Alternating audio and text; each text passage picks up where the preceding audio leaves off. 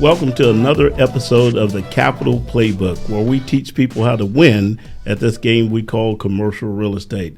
We are so excited that you're here with us today. I think you're going to find the information to be very interesting and absolutely informative. Today we have with us Mr. Dennis Bolding. Say hello, Dennis. Hello, everybody. Dennis, we're going to have a conversation about real estate development and doing it for the first time, what those experiences are like. So you're going to find this very interesting. But before we get started, as always, we have a couple of housekeeping things that we need to do. One, if you are watching us on Apple, well, you can't watch us on Apple, but if you're listening on Apple, Spotify, or any of those mediums, or if you're watching us on YouTube, be sure and like and share. And when you like us and share, also subscribe to our channel. Our viewership is going up every week. And so we're so excited to bring this content to you. But we can bring much more if you subscribe and you like these episodes. And if you are on YouTube, be sure and click that little bell. That way you'll be notified when our next episode is about to air. So with that housekeeping stuff out of the way, let's talk to our guests about some commercial real estate. Now, Dennis, you haven't always been in commercial real estate. You started your career doing something else. Tell us about that. Yeah, I was an engineer, mainly automotive electronics. Okay. I did that for 15 years, working for a corporation. Oh, wow. And at some point, I thought I wanted to be in business for myself. Okay. So I looked at quite a few small businesses and trying to see what I could do, and ended up being in the childcare business. Yeah. And my wife led me into that. She said, this is an easy business. Didn't turn out to be that easy, but right. Here we are. Okay, well, very good. So you started out as an engineer, got that bug. You wanted to be an entrepreneur, go into business for yourself. And from what I understand, you own several child care facilities, right? Yes, I do. Okay, yeah. Here in the Metroplex. So doing that, having that career, having your child care centers, you start to accumulate some wealth, right? Yes. Okay. Yes. And so then you get the idea that, or somehow you decide that you want to get into real estate. How did that happen?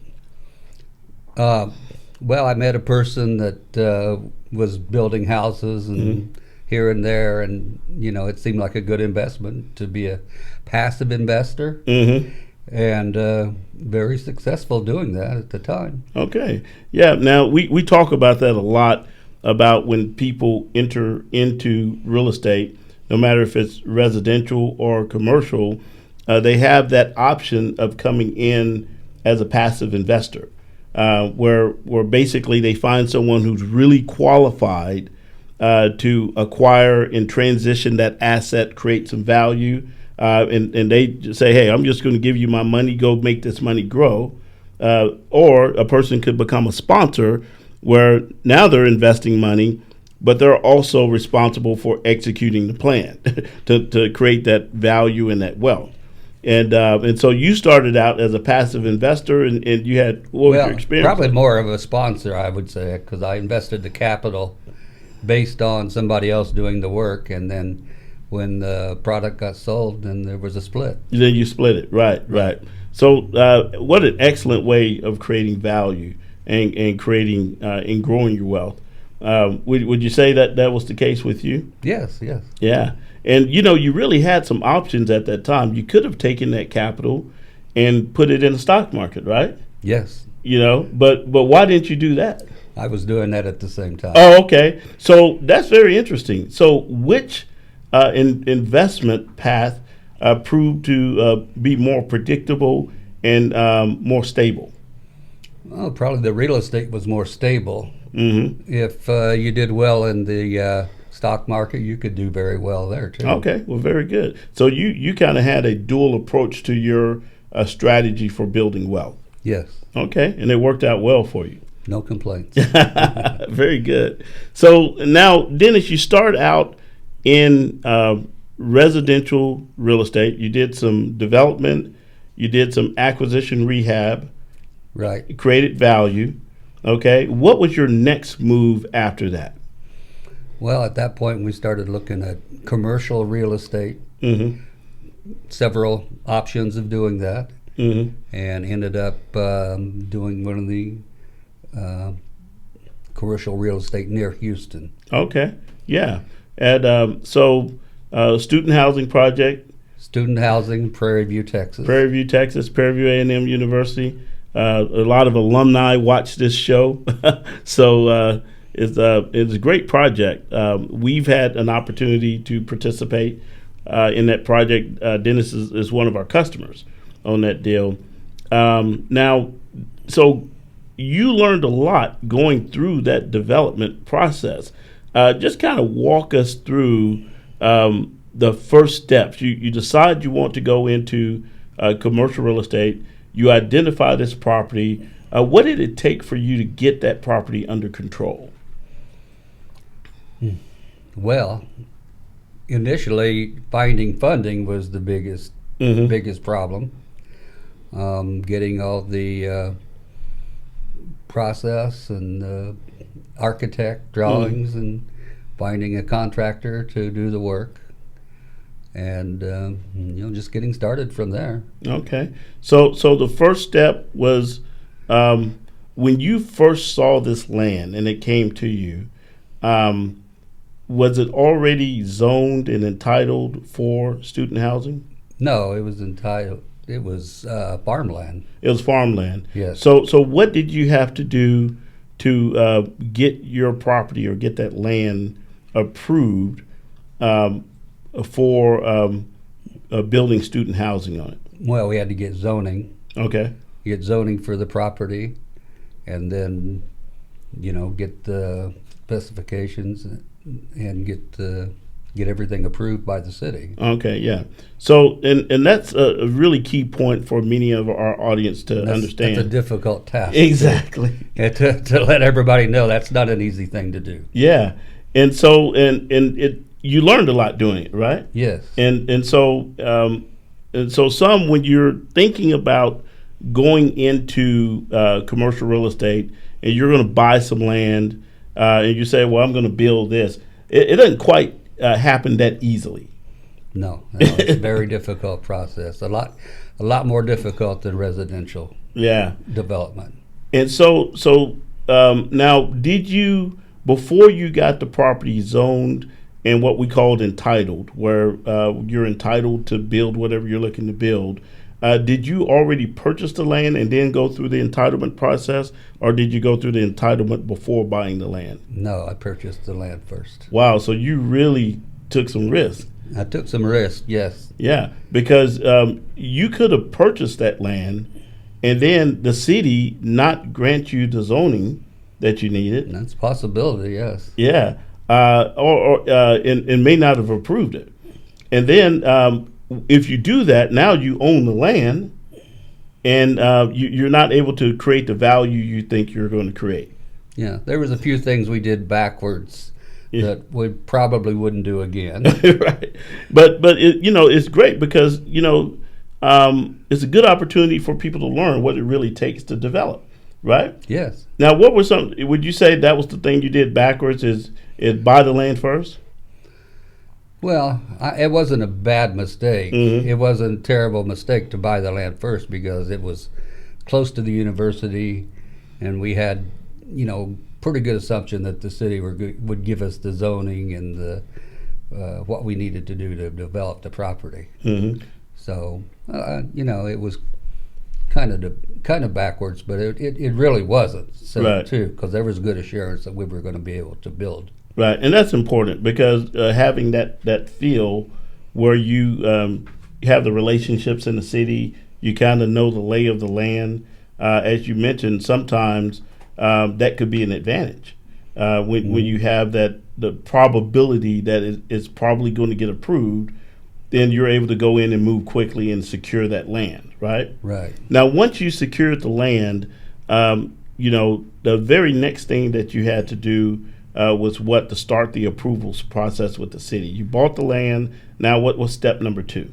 Yeah, it was starting the approval process with the city. We had architectural drawings, and we submitted to the city, and had to go through a few iterations and changes and so forth, and we did get the permit approved. Okay, yeah. So you had to hire a civil engineer. Yes. That designed your site plan, and they made sure that the building that the architect had drawn was going to fit on this land. Yes. Right. And then they also had to, it's a strange thing when you go in and you take farmland and you put concrete on top of it, right? Yes. The water has to have somewhere to go. The concrete, strangely, does not absorb the water. Right. So that's why you need a civil engineer to kind of show how that water is going to be dispersed, right? Yeah. Well, we had to do environmental studies on the land too. So you had some environmental studies to make sure that environmentally safe. Hire a civil engineer, hire an architect, buy the land, right? Yes. Okay. Now, was all this free? No, it was very expensive. It was very expensive, yes.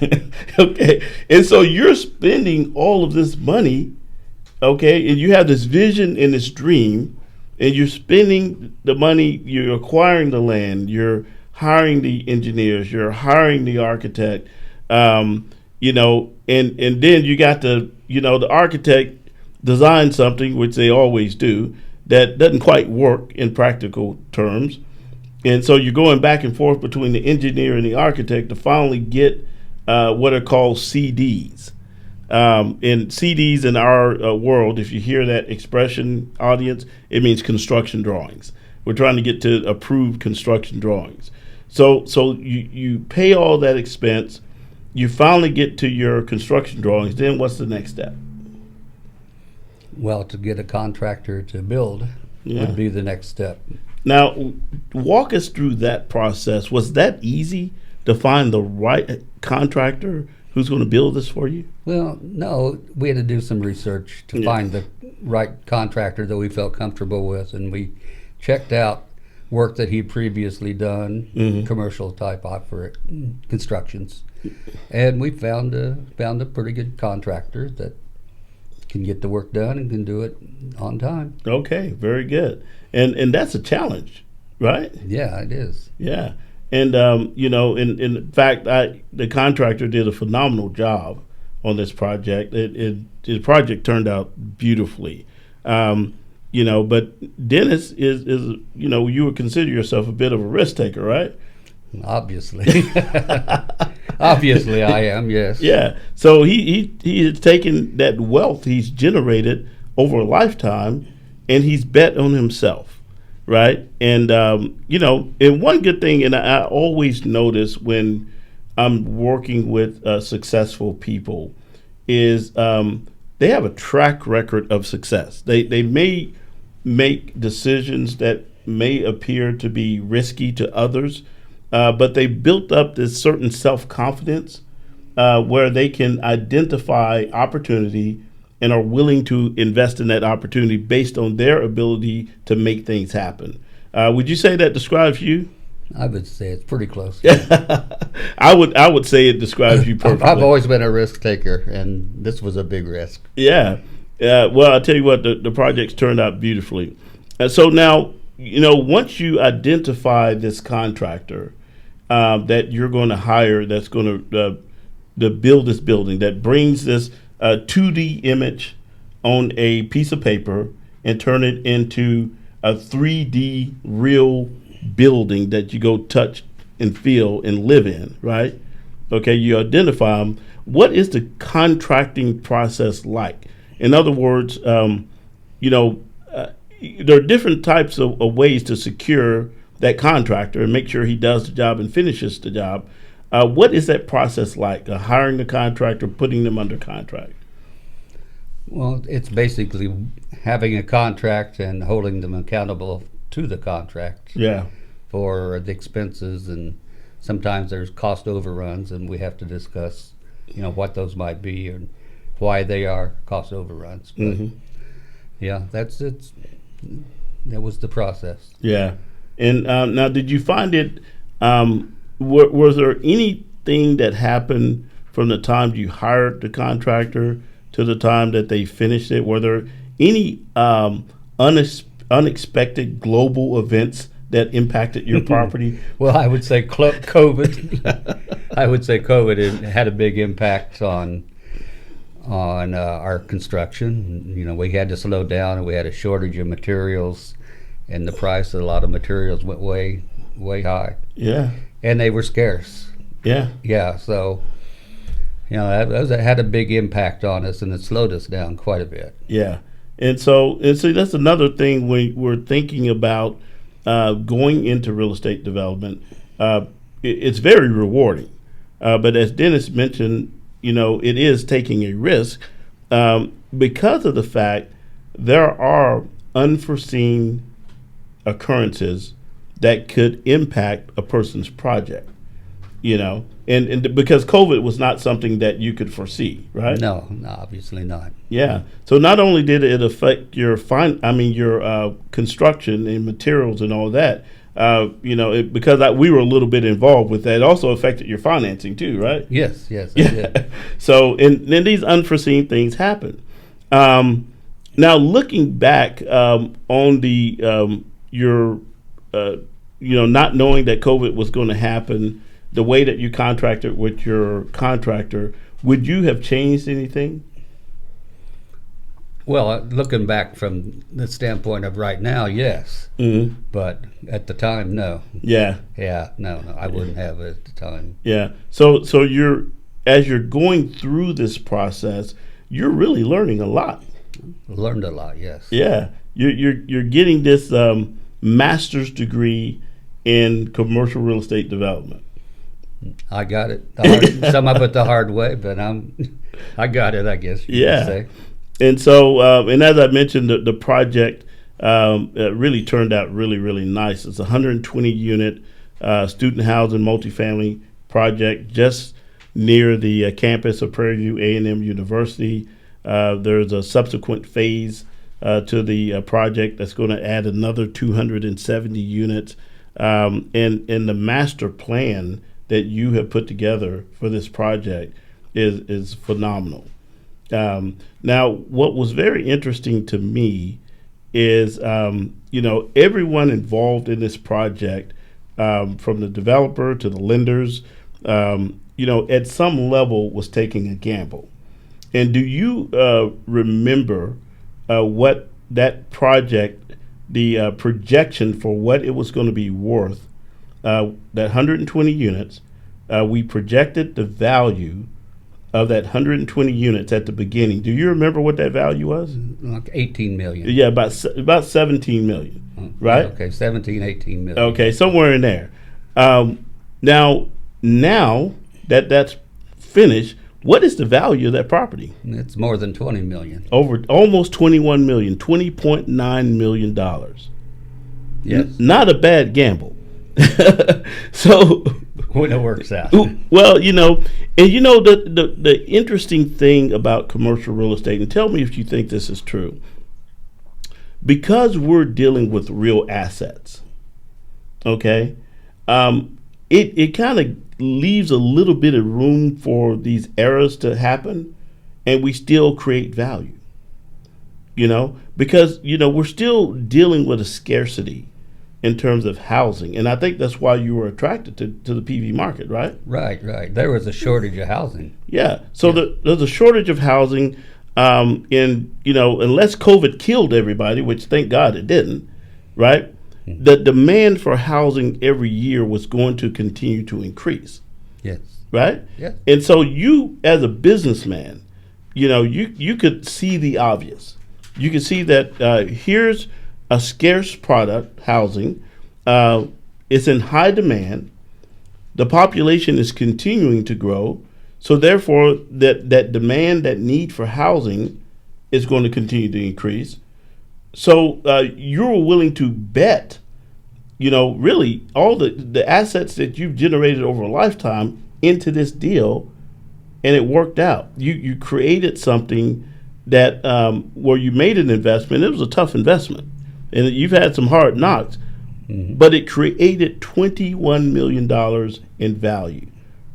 Yes. How does that make you feel? I know when you're in the middle of it, you're like, oh, this is so difficult. But now looking back and this thing is done. I mean, we're almost to the point of getting the C of O. How does that make you feel? In the end, it feels good. Yeah.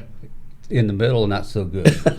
Especially when COVID and all the shortage of materials were a problem. Yeah. So, but, we got there, and we're going to continue to build. Yeah, absolutely. And really, that's a developer. That developer, and this really gives you some really good insight into what real estate development is like, because there's so many things that you have to pivot to, because things don't always go right. Yes. Most of the time they go wrong. But the people who get these things done, they're willing to pivot and look for the solution to solve the problem. Would you say that describes you? Yeah, I'd say so. Yes. Yeah, and as a result, by working together, and if you're looking into getting into real estate development, even if you're the developer and you're putting the money into the deal, it will not work without your team. It's not going to work without your architect, without your civil engineer, without your financing partner, without your project manager. Without every individual associated with the project has to be the type of team that can come together and solve problems. Would you agree? Yes. And that's how value gets created. And that's what Dennis has mastered with his project, and you're excited to go on to the next phase, right? Yeah, yes. Yeah, well, this has been a great show. And I think that if you're looking at this and you're thinking about getting into real estate development, remember all the steps. You got to acquire the property, and sometimes you don't actually have to buy the property. You just have to control it, right? You can put it under contract as you go through the entitlement process, and that reduces your risk. But that could be costly as well. So you have to evaluate your options there.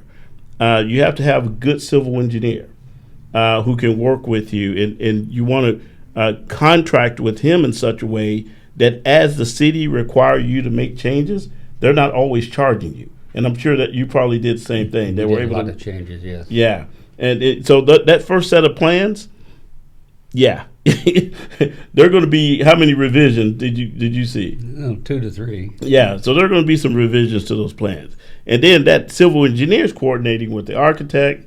You have sometimes structural engineer. You have your what do you call it with the HVAC and electrical and plumbing, engineer who's usually the architect hires. You got to have all that stuff designed, and it all has to work together, right? Yes. And then they're always changing stuff. Yes. So it's quite a ride to develop real estate. Yeah, it is. It's a long ride too. It takes a long time. Yeah. But when you get it finished, and you look at that building, because when I drive out there and I look at what you developed, man, how does that make you feel when you drive out there and you look at it and you remember where you started and it was just farmland, and now look at it? How does that make you feel? Makes you feel good. Great, yeah. Makes you feel really good. Yeah. Well, congratulations. Sense of accomplishment is always a nice thing. Oh yeah. Well, congratulations on the job well done, on the project well done. And, you really created not only value for yourself, but value for that community. You recognize the need. Prairie View University, I don't know, many people don't know about it. It has a top-notch world-class nursing program, top-notch world-class engineering program. I used to be an engineer like Dennis, and I know that many of the top engineering companies hire from PV. They hire architects, they hire engineers from PV. Most people don't know that. And recently, there was a philanthropist that made a pretty large donation to PV. Did you hear about that? I heard something about that. Yeah, $50 million from Jeff Bezos's ex-wife into PV. So the value was there. But this man could see that value before anyone else could, and created an asset that's worth millions today. So again, congratulations. If you're looking into getting into real estate development, really do your homework, study. We always talk about coming in as a passive investor so that you can really learn the business before going in as a sponsor. Dennis, he's more of a risk taker. He came in as a sponsor, but because of his business background and his experience, he did just fine coming in as a sponsor for the first time. So we want to thank you, Dennis, for coming on to our show and being a part of this Capital Playbook and let people see your experiences as a developer. And certainly love to have you come back in the future as you continue to develop other phases of this project, if you would. Okay. And then also, we want to thank you as our audience. If you have questions, if there are things you want us to discuss more, put it in the comment section there on YouTube. We love having these discussions. We love sharing information that help you as you get into this commercial real estate industry. Remember, this is the Capital Playbook. This is the playbook that shows you how to build wealth in commercial real estate. Dennis Boulding with PV Asset Management. Thank you again for being here, and thank you for joining us today.